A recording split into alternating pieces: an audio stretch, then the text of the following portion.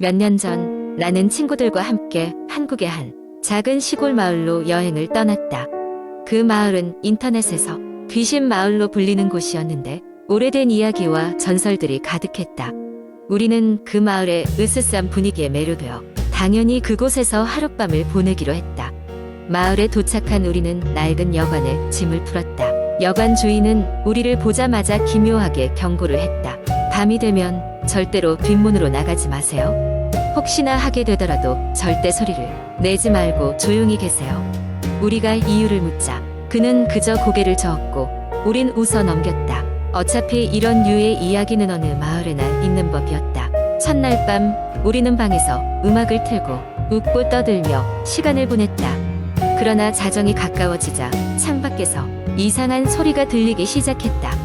처음에는 바람 소린가 했는데 귀를 기울이면 기울일수록 그것은 인간의 낮은 목소리 같았다. 나와라. 제발. 부탁이야.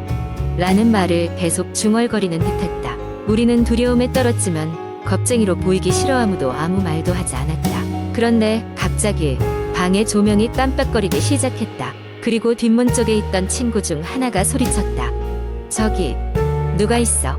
우리는 모두 뒷문 쪽으로 달려갔지만 그곳에는 아무도 없었다.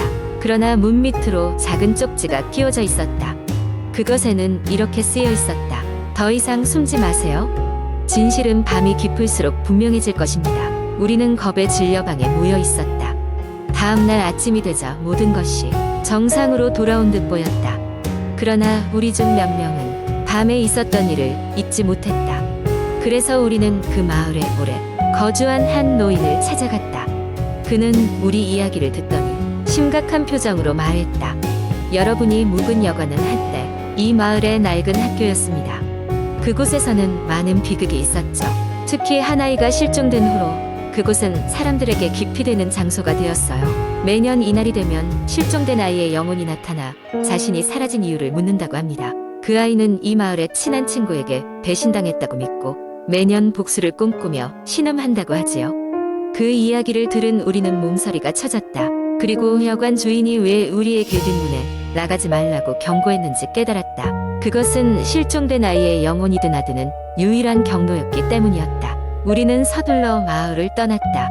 그러나 그날 이후로 나는 여전히 누군가 나를 부르는 듯한 그 낮은 목소리가 가끔 들린다. 마치 나에게 무언가를 말하려는 것처럼 이제는 그 목소리가 무엇인지 이해하지 못한 채로 나는 한 가지 교훈을 얻었다.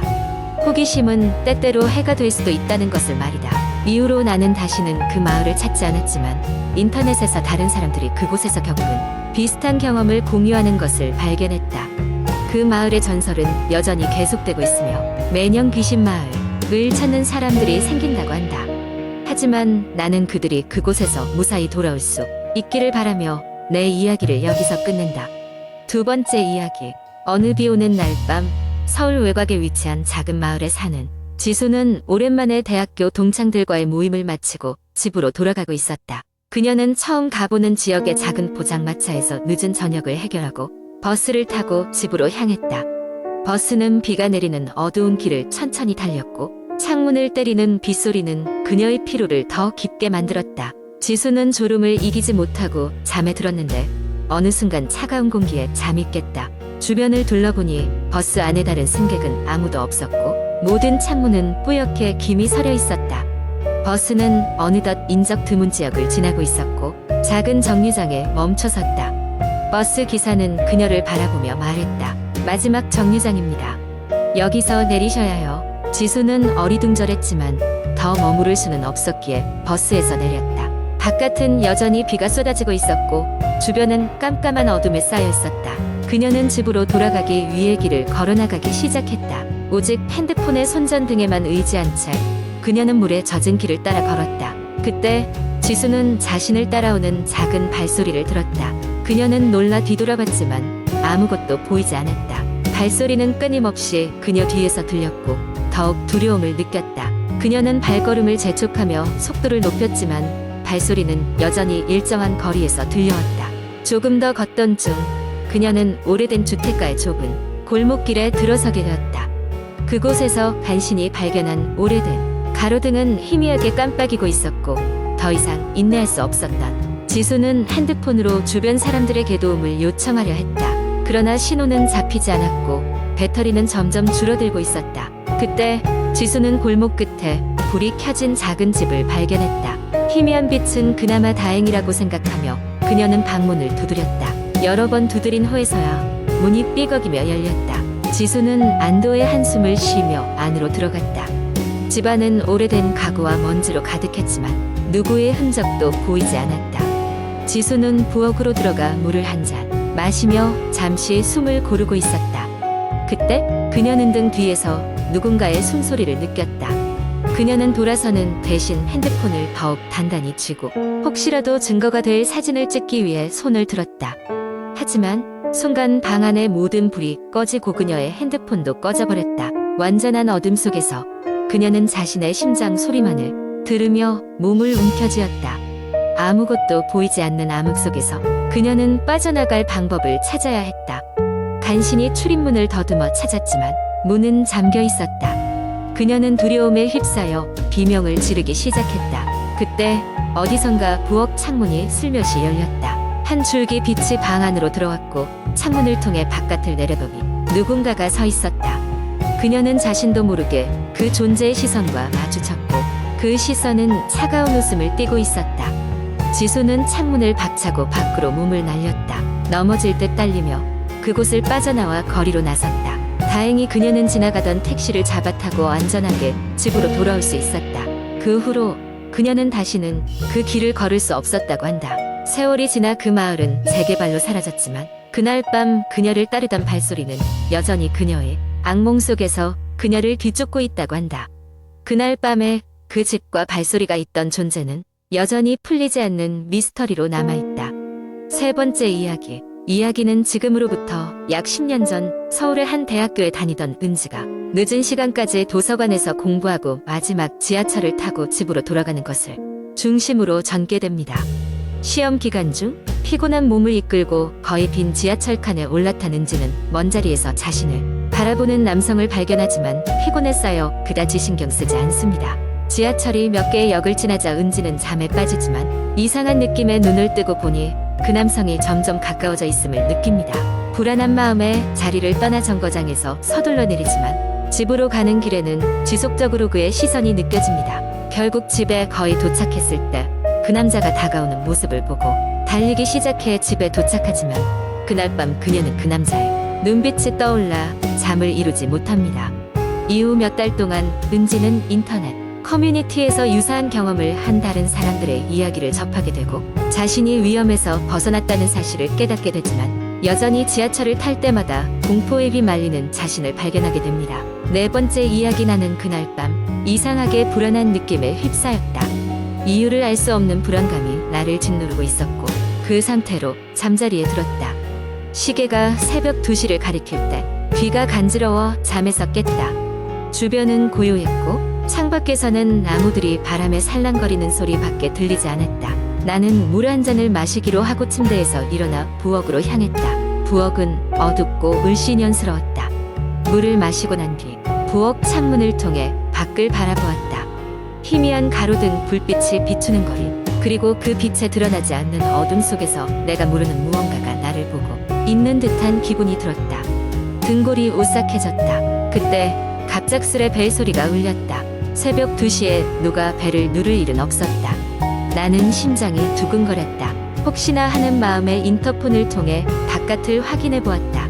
화면에는 아무것도 보이지 않았다. 누군가 장난을 치는 건가 싶어 깊게 한숨을 내쉬고 다시 침대로 향했다. 그렇게 잠이 들려고 할 때쯤 갑자기 핸드폰에서 알람이 울렸다. 메시지였다. 당신은 외부인을 맞이할 준비가 되었나요? 라는 내용이었다. 놀라서 발신자를 확인해봤지만 번호는 알 수 없는 번호였다. 조금은 기분이 나빴지만 장난일 거라고 스스로를 달랬다. 다음날 아침 나는 희미한 불안감과 함께 일어났다. 전날 있었던 일은 모두 꿈이었나 싶기도 했다. 출근을 준비하며 밖을 나섰는데 문 앞 계단에 무언가 놓여있는 것을 발견했다. 그것은 작은 박스였다. 박스를 열어보니 그 안에는 낡고 오래된 인형 한 구와 함께 준비되셨나요? 라는 메모가 들어있었다. 왠지 모르게 불길한 느낌이 들었다. 출근길 내내 그 인형이 마음에 걸렸다. 괜히 이상한 것에 얽힌 것은 아닌가 불안감이 엄습해왔다. 하지만 바쁜 업무 덕분에 잠시 그 생각을 잊을 수 있었다.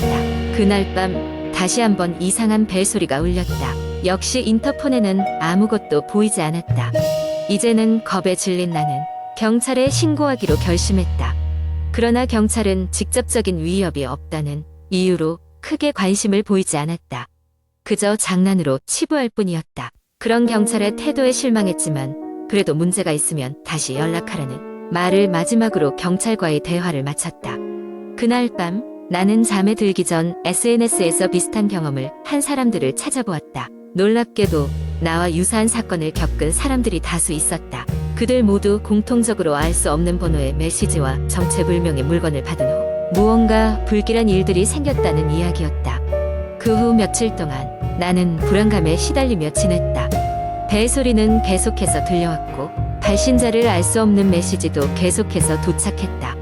당신은 준비되셨나요? 라는 물음은 점점 더 내 정신을 갉아먹고 있었다. 그러던 어느 날 밤 나는 꿈속에서 이상한 남자를 만났다. 그는 어두운 후드를 뒤집어 쓰고 있었고 얼굴은 보이지 않았다. 그는 나에게 온화한 목소리로 말했다. 당신은 기회를 받았습니다. 준비되었을 때만 문을 여세요. 꿈이 끝나고 잠에서 깼을 때 나는 등골이 오싹해짐을 느꼈다. 그날 아침 나는 더 이상 도망칠 수 없다는 것을 깨달았다. 이 상황을 마주하고 풀어야 한다는 결심이 섰다. 그래서 그날 밤 나는 벨소리가 다시 울리기를 기다렸다.